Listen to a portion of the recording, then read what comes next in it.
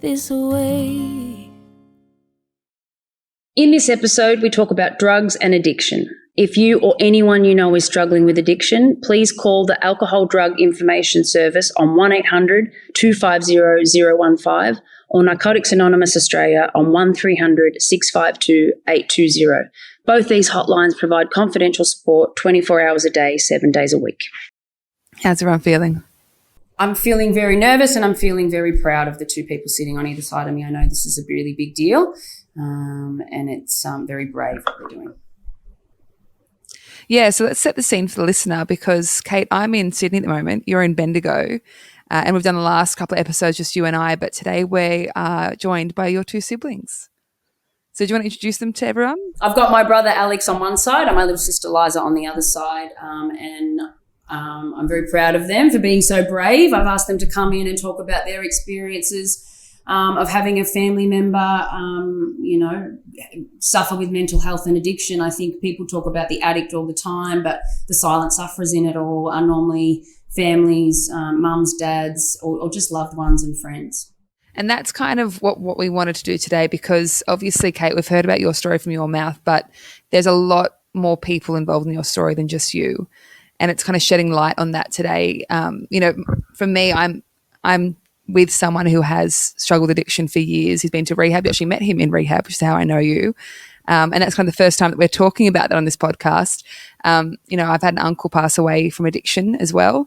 So it felt really important to not just have you tell your story, but to kind of shed light on the people around you, the people that love you, and kind of what their journey is throughout that as well. No, so I'm actually going to, I think it's probably more comfortable for everybody. I don't want these guys to feel like they have to filter their experience or dim it down in any way. I want them to speak really truthfully about what they went through and how they felt. And I feel like they might be more comfortable doing that without me in the room. So I'm actually going to step out and leave you with my beautiful friend Claudia, who's going to go through your part with you. All right, Alex and Eliza, it's just us here now. Just for some context, tell me a bit about yourselves. So you're both younger? Yeah, both younger siblings of Kate. I am 4 years younger. And what are you? I'm 8 years younger than Kate, so... I'm the middle, and she's the youngest. Yeah. And you guys both live in Bendigo? Yep, both born and bred in Bendigo. I haven't actually left. Yeah, I left for a few years. I moved away when I was about 16, I think it was, and moved up to Sydney where Kate was at the time, actually. So, but then I decided to come back when I was sort of 21 and come back home and be around family and friends and stuff. All right. So obviously, we've kind of acknowledged it off camera, but what we're talking about today is sensitive, and I completely appreciate that. It's probably hard for you today to be in the room talking about this because we've seen the headlines. She's done interviews. She's done podcasts, the episodes earlier in the season talking about her experience, but you were also part of that experience. And I just really appreciate you guys being here and talking about it and being open to talking about it. Can't be easy. It's something that we were obviously, we discussed and we think that we can see a positive in probably a sibling saying their side of the story because there is a lot of people affected. It's not just the addict themselves, it's the family surrounding them and trying to support them and it's an important side of the story to tell. Absolutely. Let's take it back to the start. Can you tell me your first/best memories kind of as siblings? Is it in the backyard? Is it the local pool? Like what was that dynamic growing up? Well, I guess I'm probably, because there's 4 years difference between Kate and I, so we sort of grew up reasonably close at the same age sort of. I do remember as a kid we always just had to do what Kate wanted to do. Being the younger brother, I just sort of tagged along and she used to make me watch all her favourite shows and do whatever games she wanted to play. But look, we grew up in a fun, loving household with lots of love, lots of music. It was just a normal, everyday sort of run-of-the-mill. We used to have fights in the morning, not wanting to go to school or, we'd run off and cause havoc down the street and go disappeared or something like that for an hour or so out of mum and dad's hair. But all in all, we just had a normal, everyday life, I think, growing up. That was my experience with Kate because, there was a sort of a closer gap between Liza and I, Kate and I. Kate and I have a 8-year age difference, which I have lots of happy memories when I was younger. But in saying that, you know, when Kate was 18 and moved away, I was only 12. So we probably we weren't interested in the same things at the same time. You know, when she would have been 8, I would have been a newborn. So it's a big difference. But yeah, I definitely remember in the early days of what I do remember is lots of happy memories, watching The Little Mermaid on repeat. And I know I made them all watch Dirty Dancing flat out. So, you know, those sort of memories, that it was just a really happy home to grow up in. Yep. And then Kate becomes Australian Idol, which is a ridiculous sentence to say out loud. You know, and I remember I was voting for her to win too. So what a full circle moment this is. But can you tell me a bit about when you saw your sister on the TV? Like, when she won that night, were you kind of expecting it? Were you in shock? Like, talk to me through that. That was a real whirlwind, I think, right from, because it wasn't Kate's first attempt at it, and then sort of this time she got through, and at each stage we were sort of not in belief that it was happening, and then, yeah, all of a sudden it was a whirlwind, and yeah, she was on the grand final, and they read her name out, and it was incredible. I remember feeling super proud and thought, you know, finally she's doing what, you know, she was put on this earth to do, and that was to sing. And that's what Kate's ability has always been. She's just, I think she can stop a room, and her voice is incredible. So finally the world was going to get to see it, and the whirlwind, it was that, a whirlwind when it came time to her actually winning. Wow, I was in year 12. I was year 11. Not that I took school very seriously, so I used to fabulous school, so it wasn't a big deal. But it was really exciting. It was a really exciting thing to witness. Yeah, look, I remember we used to go up because they used to do, I can't 100% remember how they used to do it, but they used to do like 2 shows where they did the performance and the voting show. And we used to fly up to Sydney, I would say most shows, and go and see her. And you know, it was super exciting. We got to get out of school. We got to see her, which was super exciting. I was 12 years old. So we got to go see her, you know, with all the lights and the cameras in a studio, and we'd never seen that sort of stuff before. So, and it truly was a whirlwind of an experience for her and to us for witnessing it and being a part of it. Yeah, it was. But it was pretty amazing to see. And I think because I was so young, I was just idolized her. I just thought, oh my God, this is amazing. Look at what my big sister is doing. Used to go back to school and sort of, you know, be super proud and brag about it and stuff like that. So, yeah. Was it weird seeing her once she won, like get this fame and like Kate DeAraugo, and she's kind of, you know, on the covers of the magazines and everywhere? Like, was it strange? Yeah, super strange. I remember, one time, because I used to tag along with her when I wasn't working or anything or at school. And it was still, I never got used to people, you know, coming up to her or talking to her or wanting photos and stuff. Like, she was just Kate. But, it took I don't think I'd ever really adapt to that because, I guess she's just a sister, and we bum around home and stuff like that. So to have people wanting pictures with her and everything like that, it was a strange thing to sort of get used to. But I guess over time I sort of got used to it. Yeah, I think definitely. And the way it happened like overnight. So it wasn't something that happened gradually either. It was just like, bam, you know, she's super famous and she's just won one of the biggest shows on TV at the moment. So it was a lot. And now that she's not in the room, we can be honest, did it go to her head? Was she a bit of a diva? I actually truly don't think she was. Well, she would never be with us anyway, because we obviously, our sort of family is the one that would ground you. Yeah. I don't care who you think you are. Do the dishes. But it was not around us. I wouldn't say I ever got that from Kate. Really, she was just always the same sort of Kate. Yeah, and as you said, if she had been anything different, we would have let her know. You sound like my siblings. I love it. All right, so she's famous. Obviously, we had Young Divas as well. We spoke about that in an earlier episode, and they blew up. They had some great songs. There's that one song that I can't get out of my head still to this day. But can you talk me through kind of when you noticed a shift happening with Kate? I guess Kate and I, during her time in the Young Divas and on her own solo career, we remained pretty close. Like, she was touring around a lot, and I was fresh out of school then.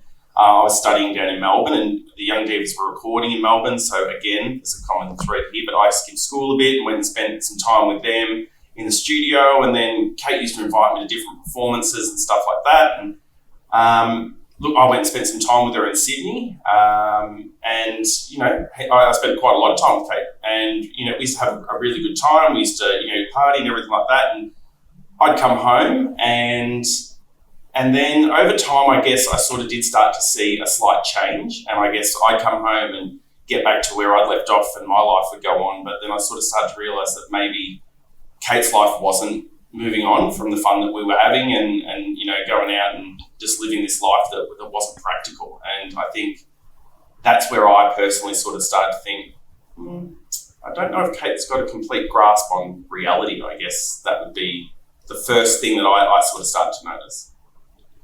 I think it's quite a different experience for me as a 12-year-old. You sort of don't, I wasn't going up to Sydney and partying with Kate or anything like that. So I actually didn't know anything until I think she was pretty deep in trouble in her first bit of when she admitted, hey, I've got a problem with this. So I remember her coming home and, the house, the mood.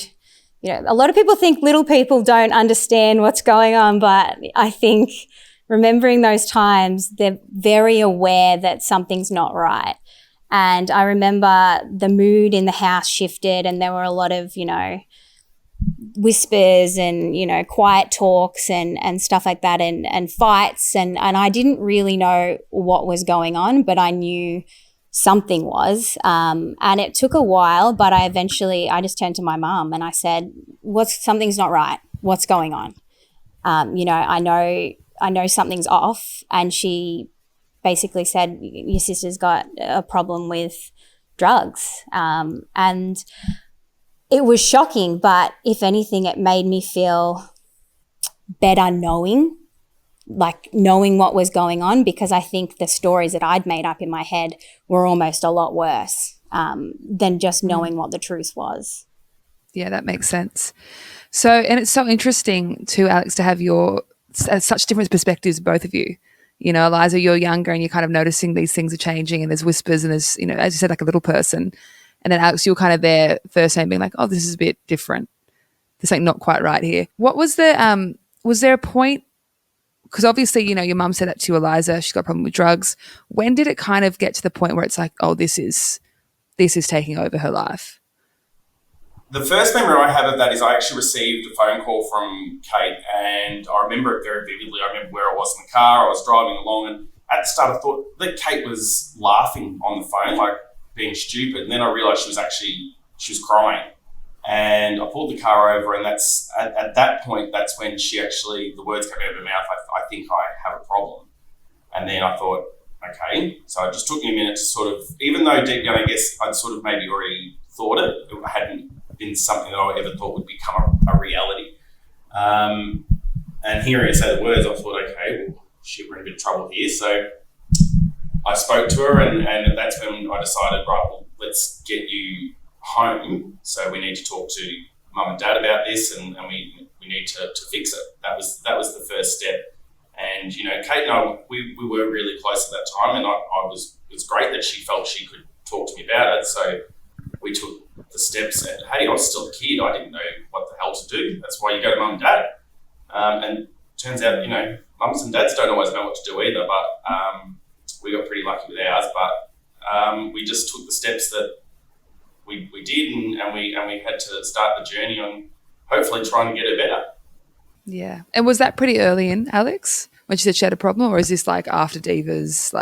Look, the time frames are a bit fuzzy because it was a bloody long time ago. I think it might have been after the Young Divas. There was a time period where I think it was after the Young Divas, and things got quiet for her for a bit, and maybe that stillness exacerbated the problem. That's basically what she said in, I think it was episode 2. So it's, yeah, that makes sense timeline wise. I've got to ask too, as, I don't know if this is strange, but as the other 2 kids in a trio of 3 siblings, your older sister needs help. She's struggling. I can only imagine she was probably the focus of the family discussions and energy, and, suddenly your mum and dad are looking after your other sibling. What was that like from your perspective, where your older sister is, I don't want to say attention because it sounds like it's the wrong language, but that the focus is all on her. You can use that. Look, I think it happened for such a long time. I guess it wasn't a year. It wasn't 2 years. It was, I think, 12 years. So at the start, obviously, it's a thing of understanding, like, oh my God, so, you know, like you have a sick sibling or something like that. You know, of course, that's what's going to happen. But it's a tricky one as life goes on and as the attempts at helping become more and more, and the more failed attempts, it does become really hard.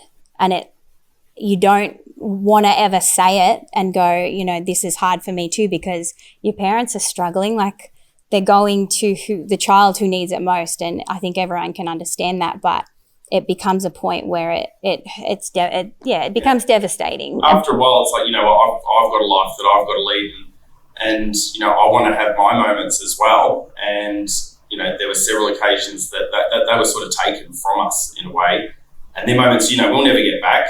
And they were special times for us that were shadowed by Kate and her and the battle she was fighting. But in that moment, we just wanted that one night or that one weekend, but they got taken.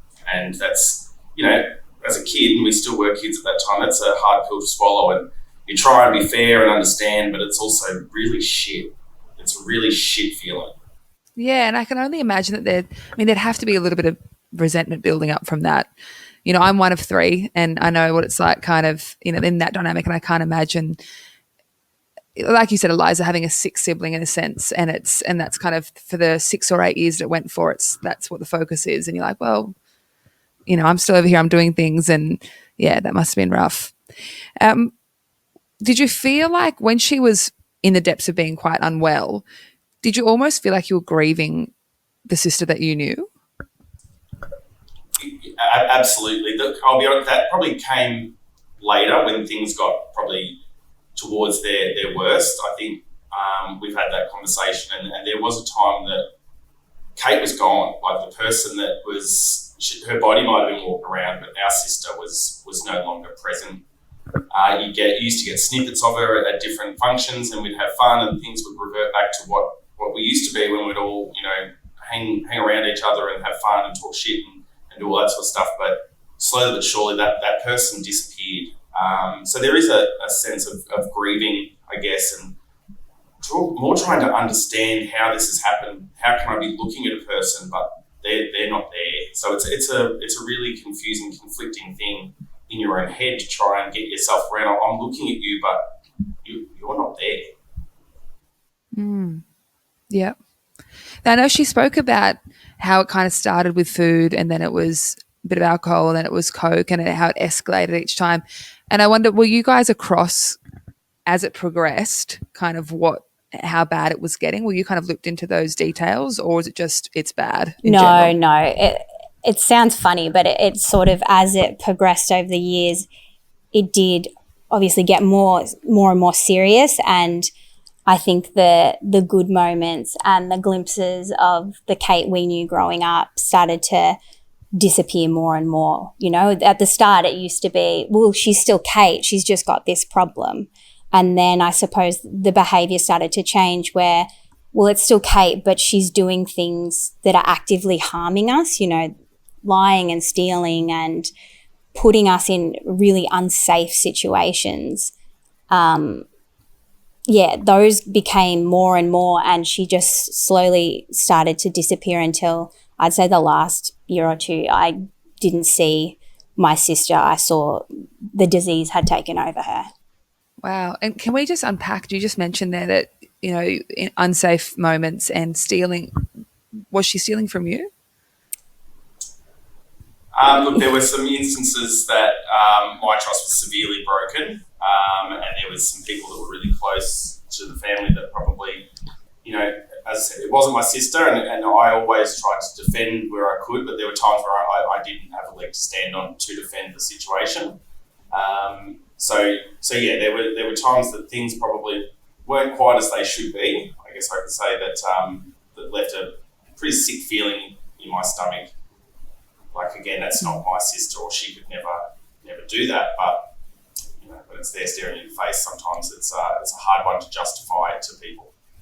Yeah, I think it's a really tough one because, you know, you got to remind yourself that it's a disease and it's an illness, but normal illnesses, people don't often behave that way in you know, no. Well, sometimes they do, but I mean, they don't do things to harm their family or steal or, like we said, put them in unsafe situations. So it's hard to get your head around it and not, it's just a very difficult situation. Yeah.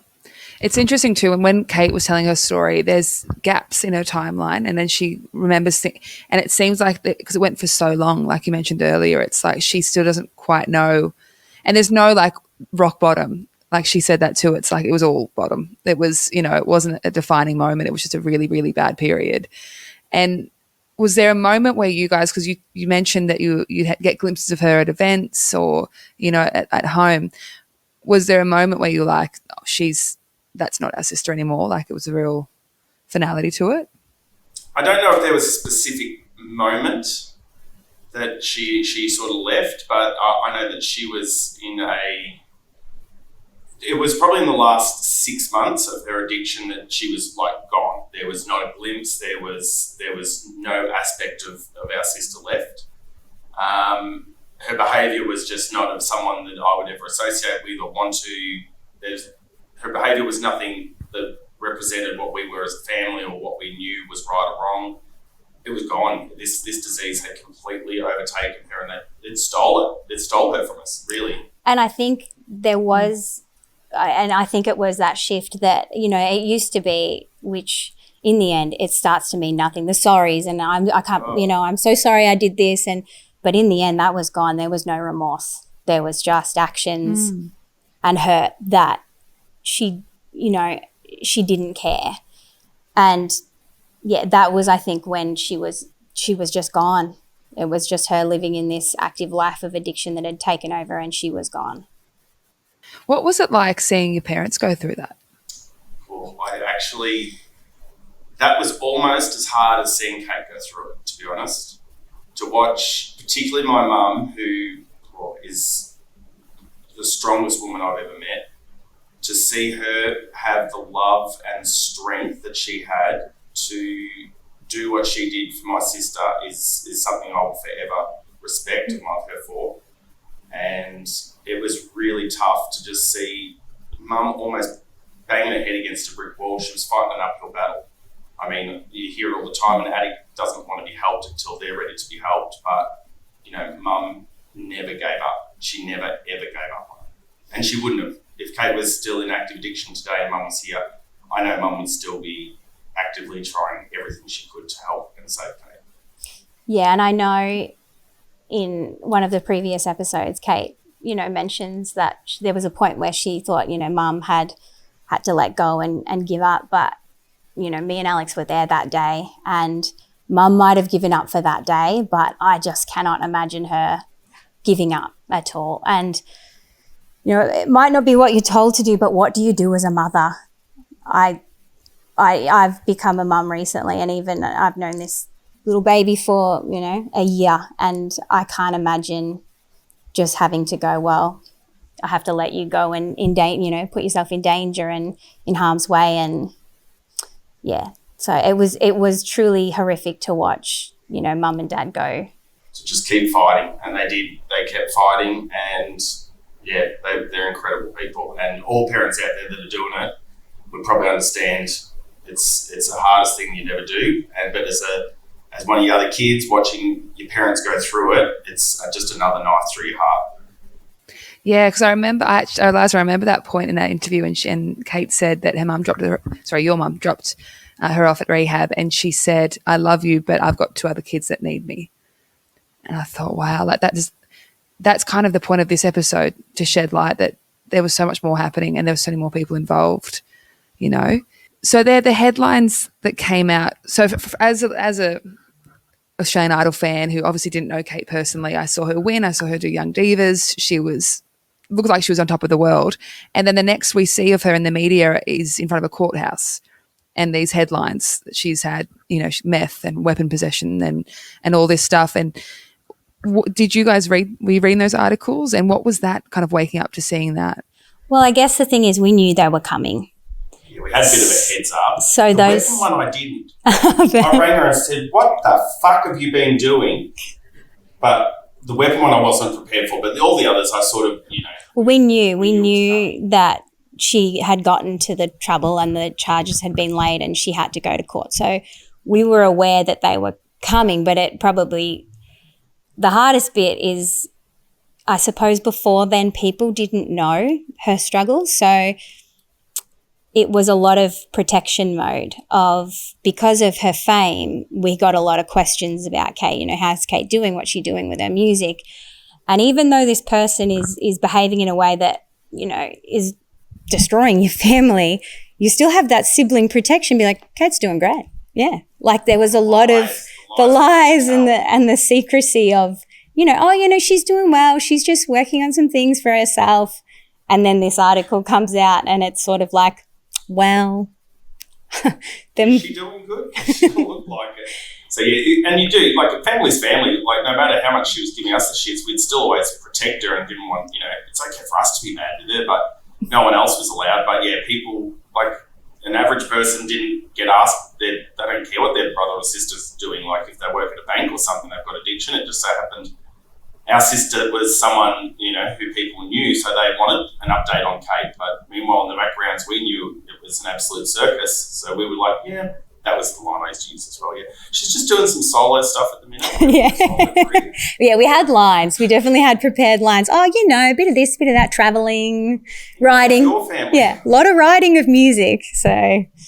That's it, because every family, not to this extent obviously, but everyone has their stuff. And then you guys unfortunately not only had that, but you had on a global scale, especially a national scale, these headlines coming out. You're like, you're dealing with your family dynamic. You don't need this to be blown up into headlines either,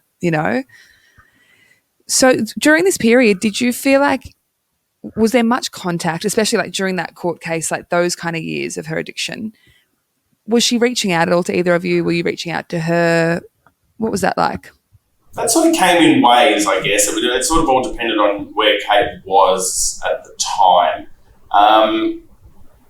Kate and I, as I said, early days were very close, and then over the time you can only be, kicked in the guts so much that I took a step back and I had to lead my own life, and, I was always there if she needed, but really it was sort of a bit of a backseat. And then we'd sort of float in and out, I guess, of contact. We'd always, see each other at big events and like the Christmas and birthdays and stuff like that. But day to day, like messaging each other, no, I wouldn't say that I was in constant contact. But then later, I guess I was sort of, back into gear trying to help because I saw what a shit show the whole scene had become. Yeah, I guess I can't even quite remember. I think the same as Alex. Like there were periods, especially when I was in Sydney, that I was very close to Kate. I lived with her. And then it sort of became, some things happened and you go, I need to protect myself in this situation. I've got to take a step back. And then there are periods you come together and trying to help and it's sort of on and off like that. But I think especially in that last couple of weeks before she went into that last rehab, we all banded together pretty strongly as a family and were there for her as much as we possibly could be. Did it feel different, that last rehab? No. So yeah, it did for me in a way because I looked at Kate in that situation in the weeks leading up. If she hadn't have gone into that rehab there and then, she wouldn't be here today. Yeah, I guess it didn't feel different in the way of her going in and trying. I didn't necessarily have hope that she was going to get clean, but it did feel probably different in the way of the importance that it had, because I think we all felt that if this didn't work, this wasn't going to happen again. And this... She was truly sick at that point. Yeah, like it came to the point where we thought, well, we may never see her again. I can't imagine what that would feel like. How do you love not only a loved one going through this?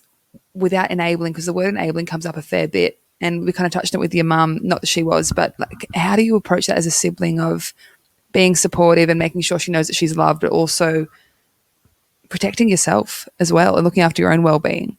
There's times where you have to learn to be selfish. I guess it's not so much being selfish, but you've got to look after yourself, because at the end of the day, it was up to Kate. The ball was in Kate's court, what she wanted to do, and as much as we could try and help and support, and deep down she knew she was loved, but we couldn't give her any more of our attention or support because we needed to protect ourselves. I guess the biggest thing, looking back now, was supporting mum and dad through the time, because there was nothing we could say that was going to change Kate. There was nothing anyone was going to say or do. It was just up to Kate. So of course I loved her, but she made it very hard sometimes.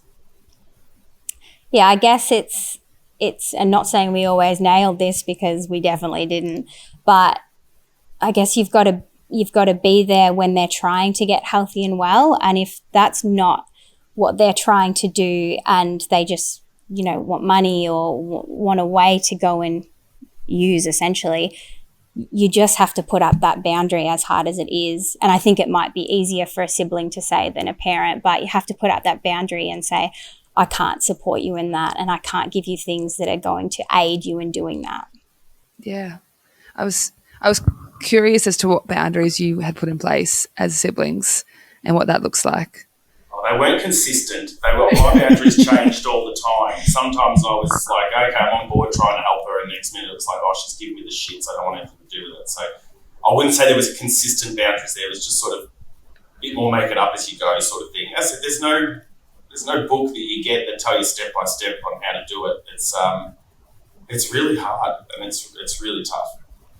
I think, yeah, it's tricky. I think with me, I probably was a bit stronger on that boundary of not getting involved, but I think that also comes from a place of when this first started. Obviously, as I've mentioned, I was quite young, and I think everyone sort of started to fall into roles of, mum was there trying to fix the situation and help, and, Alex would support her in that, and as would dad. But what does a 12, 14-year-old do? So I just sort of stayed out of the way, and that, I think, probably followed me into a lot of it. Was the best thing I can do is not cause trouble and just, stay out of the way. So when she came out of that last rehab, at what point did you notice, well, this might have worked this time, and our sister's coming back to us? I don't know, because I guess I lost count of how many attempts at rehabs and different programs and everything. So it just took time, I guess, to sort of, I think once we sort of maybe got over 12 months, I was starting to feel a bit hopeful. But to use one of Mum's sayings, actually, her saying was, you never take your seatbelt off.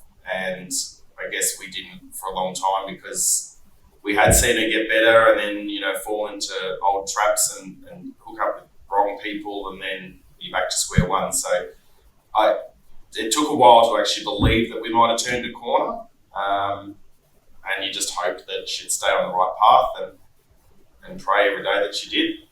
Yeah, I think it's the same time, just time. There wasn't a moment or anything that I think, we could see that she did differently. I wish there was some trick that we knew of to tell people. We would be very wealthy, but yeah, it was just time when we started to see, okay, she seems to be committing to this. And because I suppose there had been other times where she'd come out of rehab and seemed like she was on the right track, and then a split, second she had run away and gone. So yeah, I think it was just time.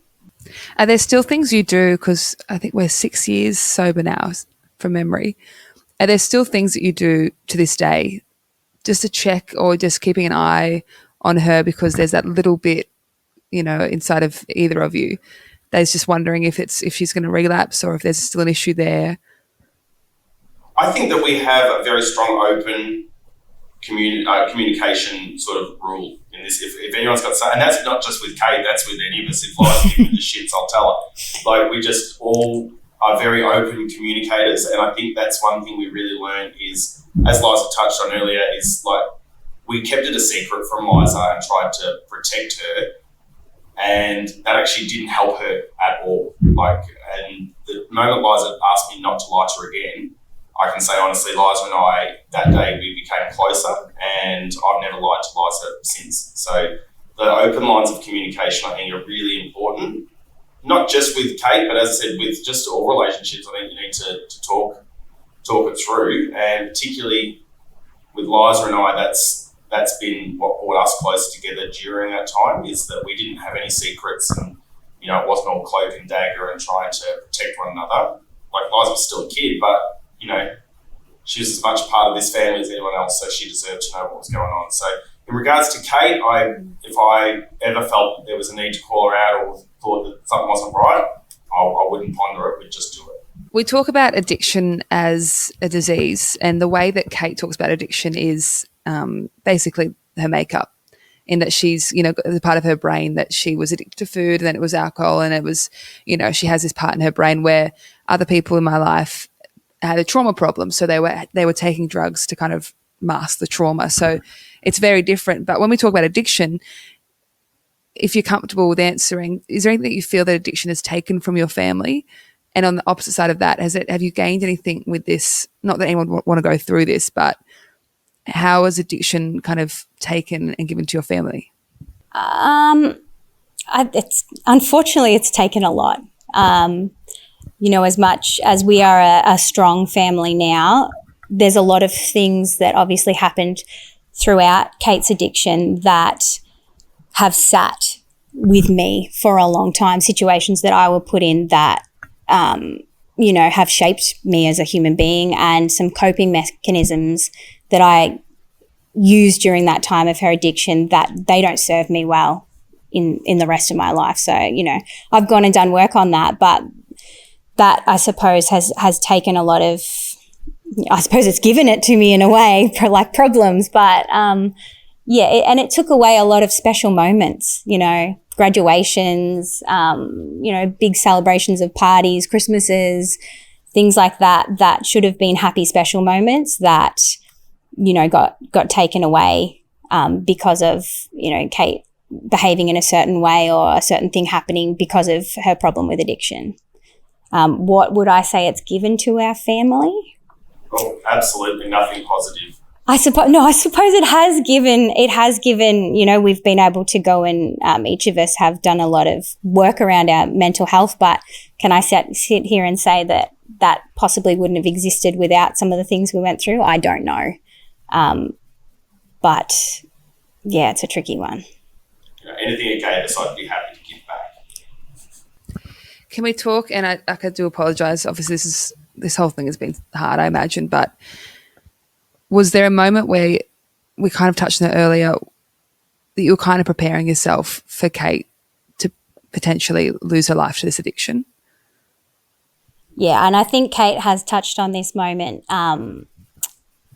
in a previous podcast, but there was a moment that will stay with me forever, is when we got out of, Kate had been hospitalised, and she came out of that hospital, and we actually got there just in time. She had self-checked herself out, and we arrived luckily just in time, and she was getting in a car with someone we didn't know and basically said, "I'm sorry, but I'm going." And I think me, Alex, and my mum sort of, it was like this, it was like this knife to the heart of like, okay, this might be the moment that is the last moment we see you, which I can't explain that feeling. It's just this weight and this, it's just a feeling that I will never forget. How do you begin to rebuild a relationship? She's come out of this last rehab, which would become the last time she'd been, but I imagine at the time we didn't know if that was the case. So what does the rebuild look like for a sibling? Slow. It is slow. It's there's a lot of things that you need to gain back, and I guess there's no right way as a sibling to feel about as your sister or brother if they're going through it. Like, you can be mad as hell with them, but they've broken down every wall that you had in regards to your relationship. there's trust. You've seen them hurt your parents. You've seen them lie. So there's a lot of work for them to do before you're willing to start putting in the work. I guess would that be fair to say? Like before I started putting in the work, I needed to see that the work was being done before I was going to put my heart back out there and try again. And after all that, is there still a little bit of resentment there? Is it hard to kind of not blame her for putting your family through that, or the family events, like you mentioned, that were missed, or behaviour was poor? Is it hard 6 years on from being sober to kind of not feel that resentment? I think in my mind, after all that time of, like, I have, come to terms with a lot of it. Obviously something like this does bring up those feelings again. Listening to it all over again naturally brings up those memories and those feelings that you might have believed that were in the past. But I think, a lot of those moments, I believe, are in the past, and we try to look forward as a family to the future and what we have now, and the celebrations that we do get to have, and the moments that we have shared. So because I don't think it serves anyone to look back with resentment or blame. You've just got to let it go, which is really hard to do. That takes time. Yeah. It's so much time. Everything takes time. There's definitely, I don't sit here and I don't begrudge Kate for, the decision she makes. They were hard at the time, and there's still some of them I'll never understand how or what was going through her mind that she made them. But as I said, there's no point of sitting here digging up the dirt every time we speak to Kate and making her feel like crap. And I think that maybe also looking at the person who did those things and understanding that it is a disease and an illness, and they were really in that, I kind of see it as two separate people in a way. Like, as much as there is, resentment, but understanding that makes you go, okay, well, she's not behaving that way because she's fighting that illness and she's working on herself, and she's not, I suppose, in that. So it's easier to not have resentment. But I think when they are actively still in addiction and behaving a certain way, the resentment is high because, it's hard. And then flash two, she's moved back to Bendigo. She's got a beautiful family home. She's got a beautiful partner and the most gorgeous little boy, Hudson, who I'm obsessed with. He's so cute. So obviously this has a great ending, her story, and thank God. But is there anything that you could maybe just final words to people who have loved ones who are struggling right now? Any kind of advice or, hope, anything like that? I think it's really important to protect yourself. Obviously, you can love them and support them, but you can't fix it. And the more you try and force yourself onto them to fix it, it's just going to end up probably hurting you more. So we found a really good support group, which I think we really got a lot of benefit out. And I do want to shout out to it's Family Drug Support. They were incredible. I remember there was one afternoon that we were really desperate and we just needed to find something. And I rang around and found this small support group, which Mum, Liza and I went to. And look, it doesn't fix it. It doesn't make it any better. But for some reason, sitting in a room full of people that are going through the exact same thing, it did make you feel a little bit better and less alone. So, there is support out there, and I guess arm yourself with as much as you can. But, don't be too hard on yourself either, because if you're feeling horrible things towards them or thinking horrible things, I think, I agree with Alex. I think, and, people with loved ones going through the same thing will probably know that it's really difficult to talk to people about it. And I think it's not their fault, but it's a natural thing when you talk to someone about a problem that they want to fix it. So they'll give you, well, have you tried this? Well, has she done this? And then there's the other side of things that they also compare. Well, my Auntie June, she had a terrible, terrible addiction to chocolate. It's like, well, yeah, it's similar, but not quite. So I think after a while you shut down that communication, because not their fault, but it's just you don't feel like it's getting across. So I think family drug support, just walking into a room of people that were like, I see you and I see what you're going through and I understand it. And it helps. It really does. Just finding, it's like, wow, you've got some fucked up stories as well. Yeah. Yours. And then we all sort of go on our way. It's like, weirdly, I feel better. Yeah. So, I don't know. It's really important to find yourself some support, as Liza said, that can actually relate, because people do their best, but, if you're not in it, you don't. It's so hard to explain. And I think the other thing is as recognizing that this is hard for you as a family member too. I don't think any of us were good at that, but post maybe more, but recognizing that, hey, this is a lot to deal with. This is, I've been put in some shitty situations too, and maybe going and seeing, a therapist or a psychologist or something, just to be able to talk through that, because, I think it's good to check in your own mental health, because you can be so worried about someone else's that you forget, oh shit, this has had a great effect on me. So just, being kind to yourself and recognizing I'm impacted by this as well. So what does life look like now? What is family hanging out? Eliza, you mentioned you've got a kid now too. What's a DeAraugo family like now? Yeah, I've got a little baby who's 4 months older than Hudson. So me and Kate sort of had our pregnancies at similar times, and our babies play together all the time, and we catch up a lot. And yeah, I would say we're very close. So, flashback 10 years ago, it's a very, very different situation. And yeah, we have a really great relationship. Yeah, we merge our phone calls a lot. So anytime I call Liza, next minute I'm merged with. Yeah, it's sort of like a mean girl situation. It is. It's ridiculous. You've got to be careful what you say. I'm one-on-one, because if I rang and say, Jesus, like Kate's being a bitch or something like that, fair chance she's on the other line. So you've got to be real careful. Yeah, we're very close-knit family. As a sibling unit now, like just with everything beautiful that's happening, Eliza, you've got a kid, Hudson, Alex, you're killing life. Did you think that you'd be here? Did you think this was achievable? I guess I never really looked that far ahead. Yeah. I think, we were just sort of, let's just get through tomorrow, when it was really heightened, and then it was, let's get through next week, and then let's try and make it to a year.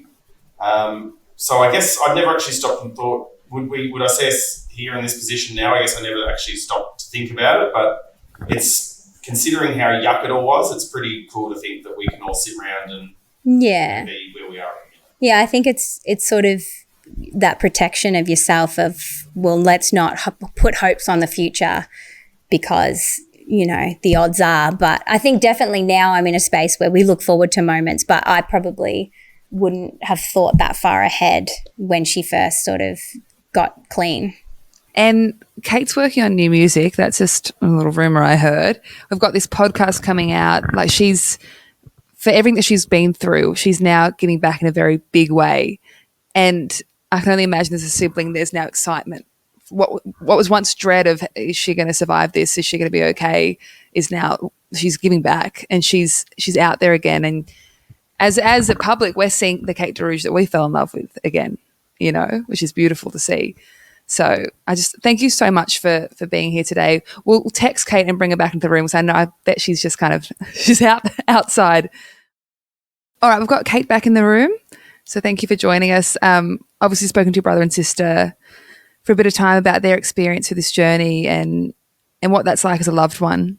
And I just wonder now, with all three of you back in the room, is there anything else that you feel needs to be said? Or Kate, having your siblings here, I know, and we touched on it with them too, that it was a bit difficult to be here today to talk about this. So was there anything you kind of wanted to add to this?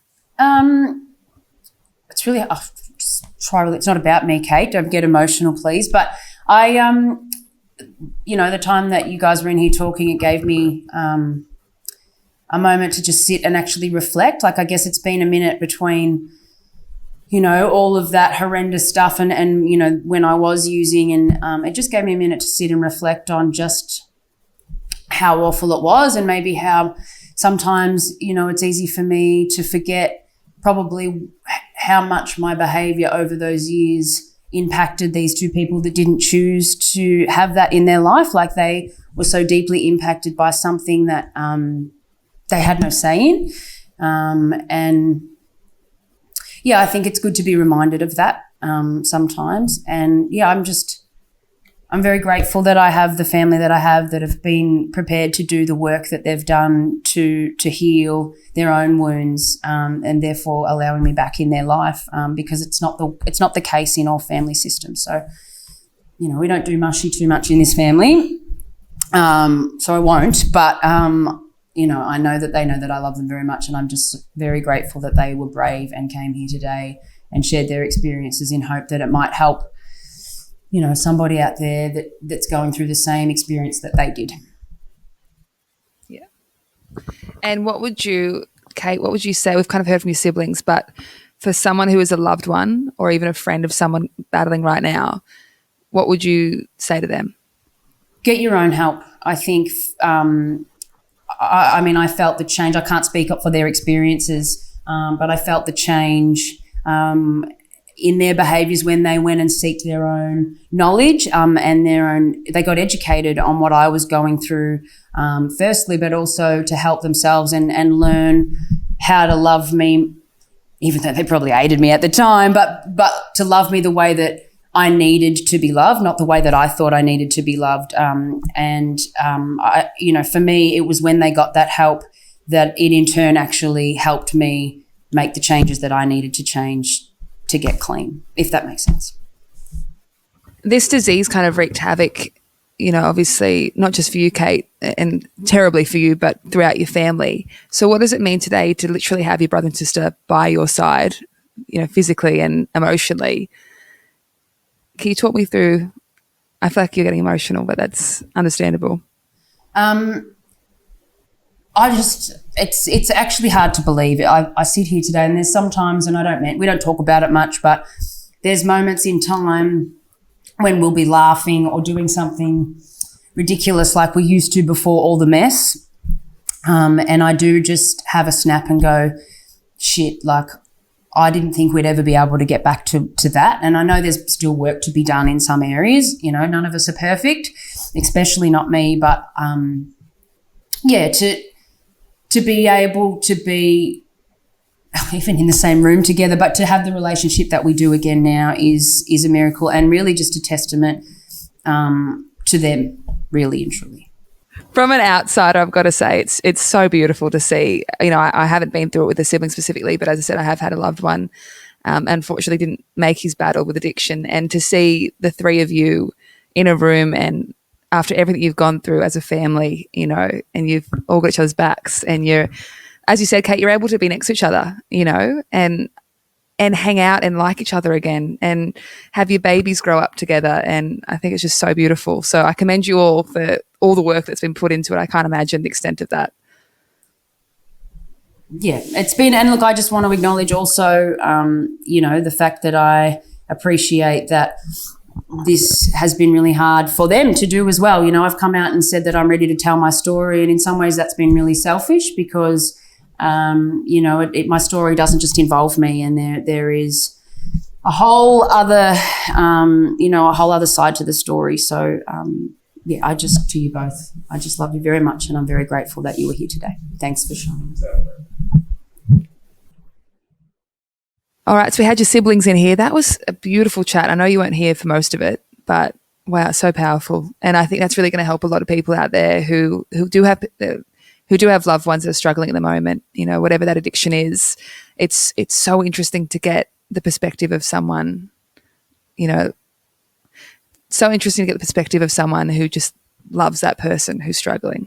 Yeah, and I think, you know, the addict or the person suffering in the moment or going through the mental health or whatever it is, like, it's amazing how two people can live the exact same experience but have a totally different experience, if that makes sense. And I'm very lucky to have those two in my life.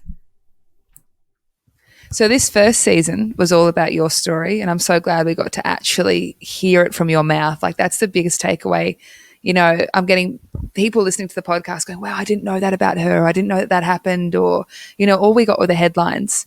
And, you know, sometimes the headlines aren't always accurate or they can be a little misleading. So thank you. I want to thank you for sharing your story from your own mouth. It's been incredible to be part of.